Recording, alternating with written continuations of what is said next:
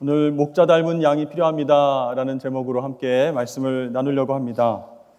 요한복음 10장 말씀을 보면 우리는 양이고 예수님은 목자다 이렇게 말씀하고 계십니다. 양에게는 꼭 목자가 필요하다는 것이죠. 그런데 예수님은 그냥 목자가 아니고 선한 목자, 진짜 목자이십니다. 그러면 진짜 목자, 가짜 목자 차이점이 무엇일까요? 어떻게 구별할 수 있을까요? 예수님 당시 대개 목자들은 가난한 사람들이었습니다. 그래서 자기 양을 치는 것이 아니고 남의 양들을 맡아서 키우는 경우가 많았습니다. 그런데 때때로 그 목자가 진짜 양을 잃어버렸는지 아니면 자기가 양을 쓱 뒤로 훔쳐서 팔았는지 그것을 알 수 있는 길이 없었습니다. 구별하기가 어려웠어요. 그런데요, 구별하는 방법이 있었습니다. 진짜 목자는요, 양 도둑이 막 덤비거나 또 사나운 짐승이 달려들면 자신보다 양을 먼저 끝까지 지키기 위해서 싸웠다는 것입니다. 그렇기 때문에 진짜 목자의 몸을 보면 온몸이 상처투성이었습니다. 그것을 보고 진짜 이 사람은 양들을 구해내기 위해서 목숨까지 던지는 진짜 목자구나라는 것을 알 수 있어요. 그런데 사꾼 목자, 알바하는 목자, 가짜 목자는 어떨까요? 그런 책임감이 전혀 없었어요. 양을 도둑맞든 잡혀가든 병이 들든 상관하지 않고 시간 수당만 받으면 된다 이렇게 생각했습니다. 예수님 당시 종교 지도자들이 꼭 그런 모습이었어요. 온갖 율법의 조항들을 만들어서 사람들을 정죄하고 힘들게 하면서 영혼들은 돌보지 않았습니다. 자신은 굉장히 의롭다라고 자랑하면서 교만하게 살았습니다. 그 결과 백성들은 점점 하나님과 멀어지게 되었고 우상 숭배와 죄에 빠지게 됐습니다. 그러던 말든 사꾼 목자들, 종교 지도자들은 자신만의 이익을 위해서 살아갔습니다. 백성들을 하나님의 말씀으로 잘 인도하고 위로하고 가르치라고 세워놓은 그 종교 지도자들이 오히려 이 백성들을 하나님으로부터 멀어지게 했으니까 예수님 마음이 얼마나 답답하고 힘드셨겠습니까? 그래서 예수님은 그 종교 지도자들을 향해서 너희들은 사꾼 목자다, 위선자다 이렇게 부르시면서 크게 야단치셨어요. 이들의 잘못된 가르침과 리더십이 귀한 하나님의 백성들을 영적으로 파괴하고 있었기 때문이었습니다. 그래서 예수님은 지금 유대인들, 백성들의 상태에 대해서 이렇게 지적하시는 거예요.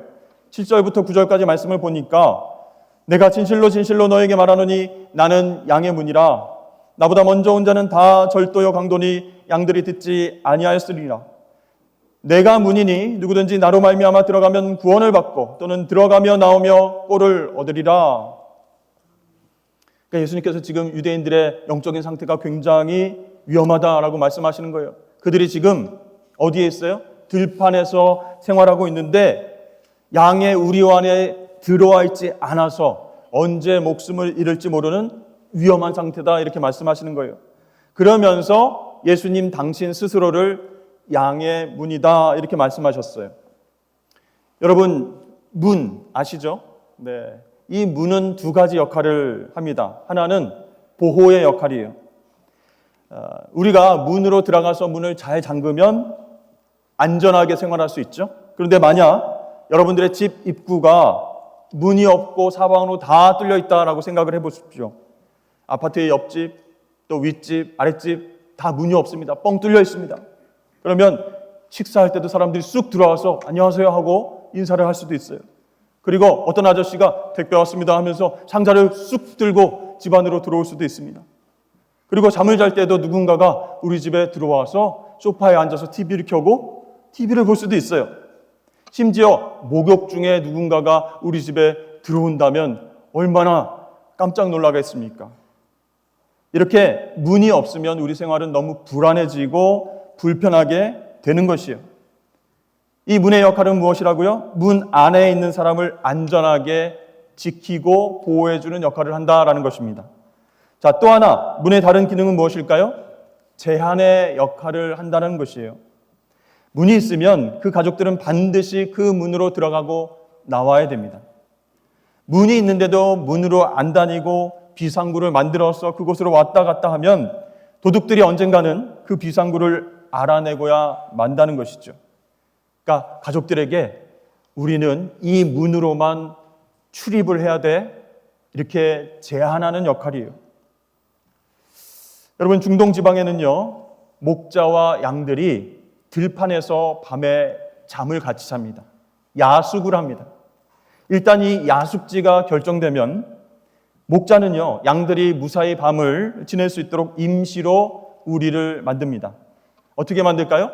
대개 주위에 있는 돌들을 막 주워다가 돌을 쌓아 올려서 담을 치는 형식으로 만듭니다. 그런데 특이한 것은 출입구에 문을 달지 않는다는 거예요. 뻥 뚫려 있어요. 그 대신 목자 자신이 출입구에 누워서 스스로 문이 된다는 거예요. 자, 그러면 어떻게 될까요? 밤사이에 도둑이나 맹수가 출입구에 누워있는 목자를 넘지 않고서는 양을 끌고 갈 수 없게끔 된다라는 것입니다. 즉, 한밤중에도 자신의 생명을 걸고 양들을 보호하기 위해서 목자는 출입구에 누워서 자는 거예요. 여러분, 이처럼 자신의 생명을 걸고 양들을 지키고 보호하는 목자가 스스로 양의 문이 되기 때문에 연약한 양들은 목자를 보면서 아, 목자가 저기 있구나, 문 앞에서, 출입구 앞에서 그렇게 지키고 자고 있구나, 그것을 느끼면서 안전하게, 평안하게 밤을 지낼 수 있는 것입니다.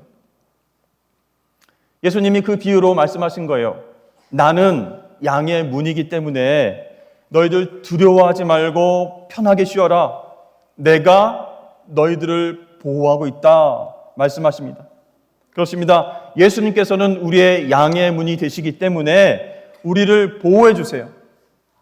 또 하나 우리를 제한하십니다. 어떻게 해요? 다른 문으로 왔다 갔다 하면 안 된다라고 말씀하시는 거예요. 즉, 예수님을 문으로 삼고 예수님 안으로 들어왔다, 그렇게 출입을 해야 된다라고 말씀하십니다. 여러분, 우리는 목자 되시는 예수님 말씀이 떨어지면 즉시 순종하고요, 하지 말아라 하면 하지 말아야 돼요. 그런데요, 당시 유대인들은 예수님 말씀의 제안을 받기 싫어했습니다. 무시했습니다. 자, 이렇게 예수님 보시기에 유대인들의 상태는 어떻습니까? 밤이 깊은 들판에서 우리 안에 안 들어가고 계속해서 들판에서 방황하는 양과 같았어요. 선한 목자 되신 예수님이 말씀하시는데 잘 안 들어요. 우리 안으로 안 들어와요. 사랑하는 성도 여러분, 내 인생의 출입구에서 친히 문이 되어주신 예수님, 당신의 귀한 생명을 십자가에서 희생하심으로 우리에게 영생 주신 예수님, 부활의 능력으로 지금도 내 생명을 지키시고 보호하신 예수님, 그 예수님을 진짜 목자로 믿으십니까? 아멘.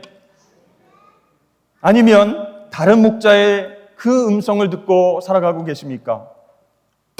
목사님, 당연히 예수님 음성을 듣고 우리가 살아가야죠. 그런데요, 제가 오랫동안 신앙생활을 해봤는데요, 예수님 말씀 잘 듣고 순종하면서 살아도 계속해서 힘든 일, 또 고통스러운 일, 안 좋은 일이 생기는 것 같아요. 진짜 예수님이 나를 보호해 주시는 목자가 맞습니까? 나를 정말 사랑하시는 게 맞아요? 어떤 분은 이렇게 이야기를 합니다. 여러분은 어떻게 생각하세요?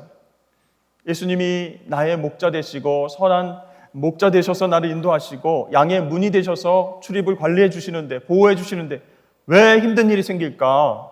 왜 어려운 일이 생길까? 미국 남부지방에서 불리는 노래의 가사입니다. 잘 들어보세요. 옛날에 바닷가에 조개들이 살고 있었습니다. 하나님께서는 그 중에 특별히 사랑하시는 조개 속에 모래를 넣어 주셨습니다. 이게 그 노래의 가사예요. 여러분, 조개 속에 박힌 모래, 조개 입장에서는 얼마나 이게 아프고 상처가 되겠습니까? 얼마나 고통스럽겠습니까? 그러나 조개는요, 오히려 그 상처와 아픔을 통해서 자신을 창조하신 하나님의 섭리를 이뤄갑니다. 그 아픔 속에서도 하나님 주시는 평안을 누리며 살아갑니다. 그 평안을 발판 삼아서 이 조개의 상처와 아픔은 나중에 영롱하고 아름다운 진주가 되는 것이죠. 그래서 모래가 박힌 조개야말로 하나님께서 특별히 사랑하시는 조개다라고 노랫말을 만들어서 노래하고 있었던 것이죠. 사랑하는 여러분, 아프고 힘들더라도 주님 안에서 아프고 힘들어야 됩니다. 그래야 목자의 보호와 돌봄 받고 사랑으로 위로하심을 얻을 수가 있어요.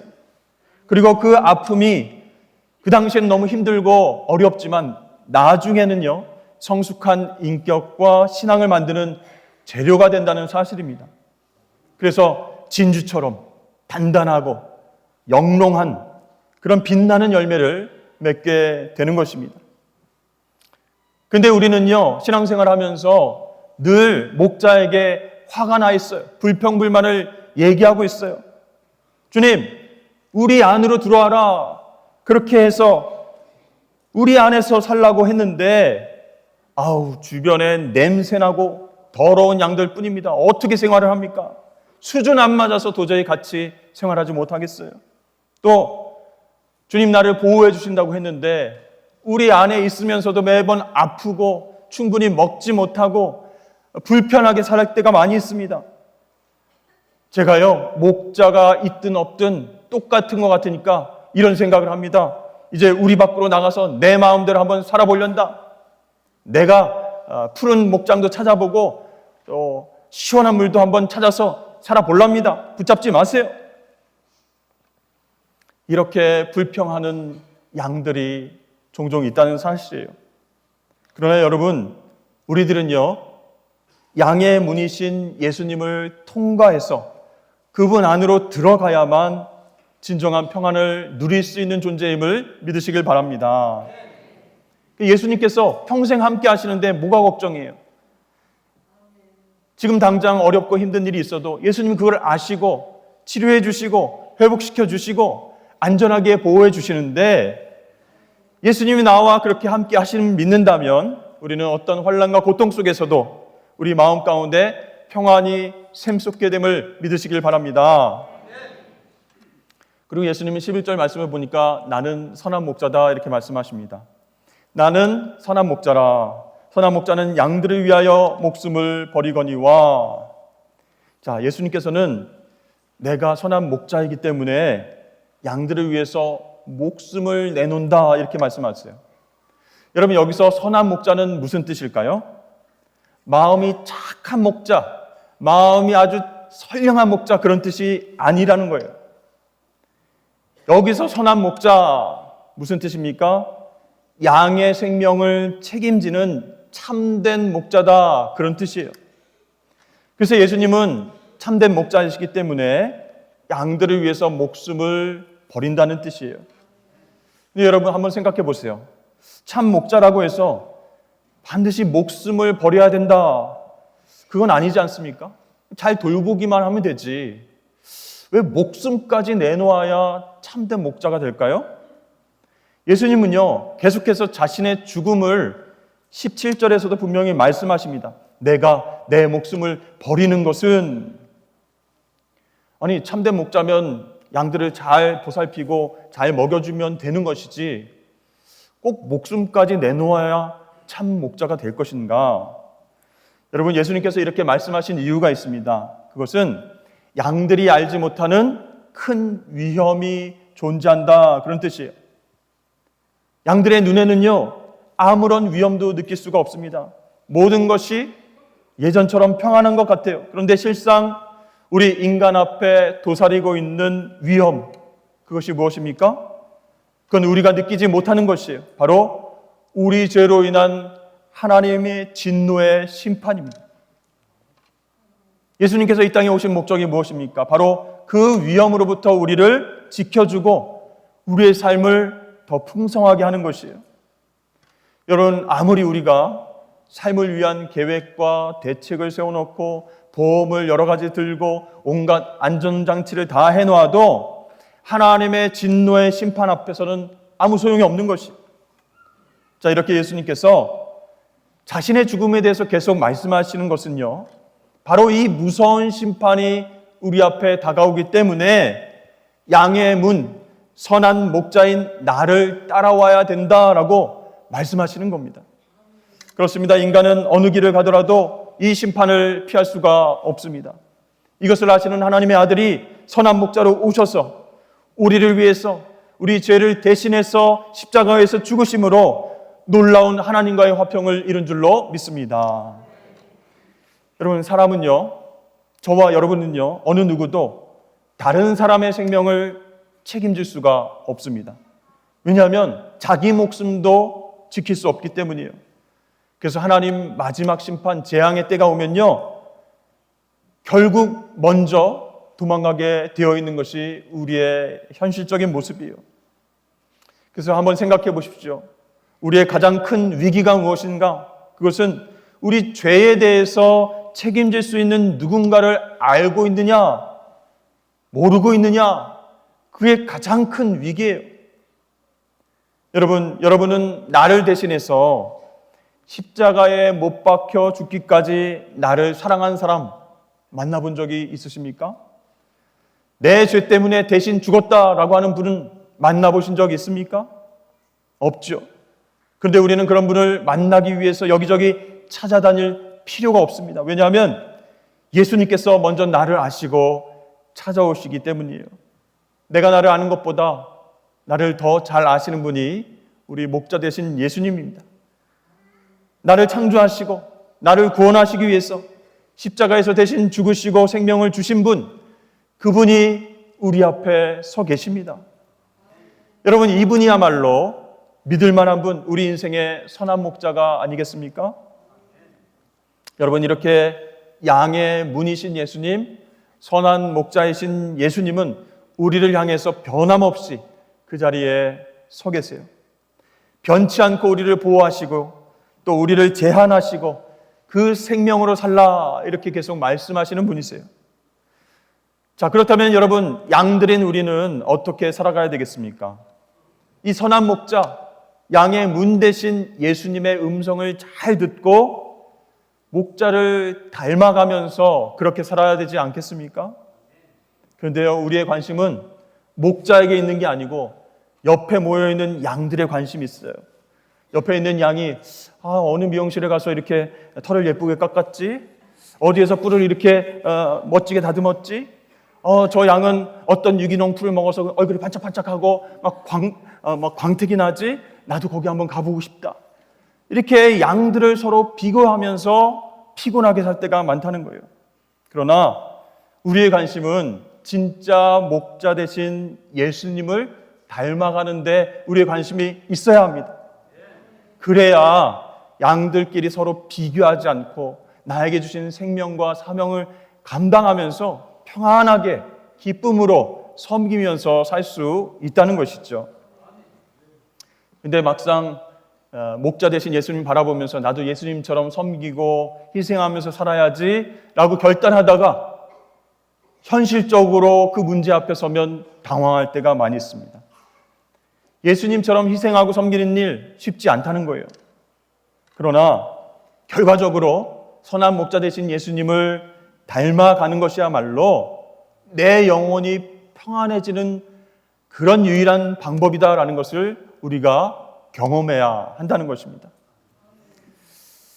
역사적으로 예수님을 선한 목자로 삼고 평생을 희생과 섬김으로 살아간 신앙의 선배들이 많이 있습니다. 그 중에서 1912년 32살의 나이에 싱글 간호 선교사로 조선 땅에 와서 22년을 섬기다가 세상을 떠난 엘리자베스 쉐핑, 조선에서는 서서평으로 불린 선교사가 있습니다. 여러분, 그 선교사님 이름 왜 서서평 이렇게 지었을까요? 불같이 급한 자신의 성격을 내려놓고 섬기기로 결단해서 그렇게 이름을 지었다고 합니다. 성을 서씨로 했죠. 이 서자가 평온하다, 천천히 가다 그런 뜻이에요. 이름은 평평하게 펴다라고 하는 서평, 그래서 서서평 이렇게 지었다고 합니다. 그러니까 그 여자 선교사님은요, 원래 양이 아니었어요.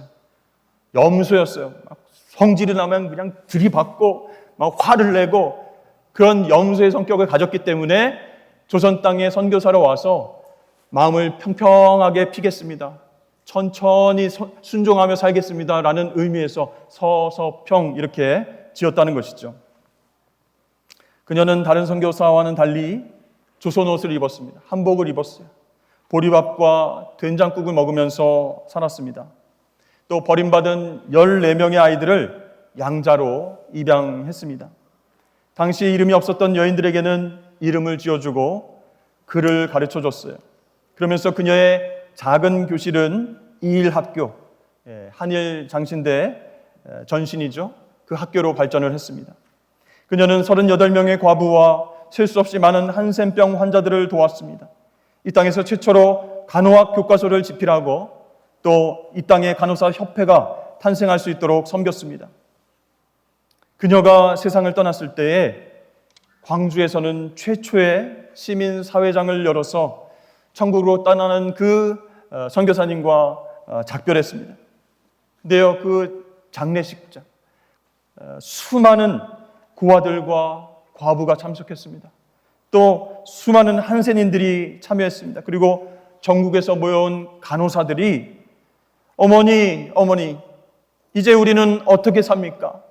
그동안 우리에게 이름을 지어주고 글을 가르쳐주고 간호학과에서 공부하게 해주신 어머니, 당신을 의지하며 살았는데 이제 천국 가시면 우리는 누구를 의지하며 삽니까? 슬프게 울면서 장례 행렬을 따라갔습니다.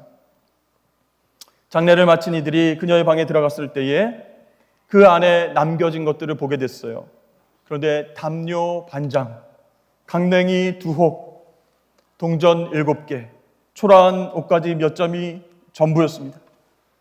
그런데요, 그녀가 쓰던 책상머리에 붙어진 액자의 글귀가 사람들의 시선을 사로잡았습니다. 그 액자에는요, 이런 글이 쓰여져 있었습니다. Not success, but service. 성공이 아니라 섬김이다. 여러분, 서서평 선교사님이 우리에게 남긴 감동은 바로 희생과 섬김이었습니다. 그녀는 이 희생과 섬김 누구에게 배웠을까요? 그녀의 선한 목자, 그녀를 조선 땅에 선교사로 보내신 분, 바로 우리 구주 예수 그리스도입니다. 사랑하는 성도 여러분, 우리가 이 땅을 살아가면서 여러 가지 혼란과 어려움과 고통을 경험합니다. 그러면서 중압감을 토로하기도 합니다. 그런데요, 모든 혼란과 두려움은 내 자신을 자신의 인생의 주인으로 여길 때 생기게 되는 것이에요. 그러므로 예수님이 나의 선한 목자의 되심을 인정하면서 나 자신에게로 돌려진 그 초점을 주님께로 돌려서 예수님을 바라봐야 한다는 것이, 그분의 음성을 따라 순종하며 살아가야 합니다. 그럴 때 우리는 평안함과 담대함을 갖게 될 것입니다. 그리고 조금씩 예수님의 성품을 닮아가게 될 것입니다. 여러분, 한국에는 교회가 굉장히 많이 있습니다. 그리고 크리스찬들도 굉장히 많습니다. 그러나 예수님 닮은 크리스찬들은 많지 않습니다. 양들은 많은데 선한 목자를 닮은 그런 양들이 별로 없다는 거예요. 희생하고 섬기고 예수님처럼 열매를 맺어가는 그런 하나님의 백성들이 필요한 때입니다. 여러분, 어떠한 고난과 어려움이 닥쳐올지라도 주님 품 안에서 뛰쳐나가지 말고 양의 문 안에, 주님 품 안에 머무르시기를 주의 이름으로 축복합니다. 그래야 선한 목자가 주시는 평안을 경험하면서 두려움 없이, 걱정 없이 승리하며 살아갈 수 있는 것입니다. 여러분, 그렇게 목자를 닮아가는 우리 양들이 되시길 주의 이름으로 축복합니다.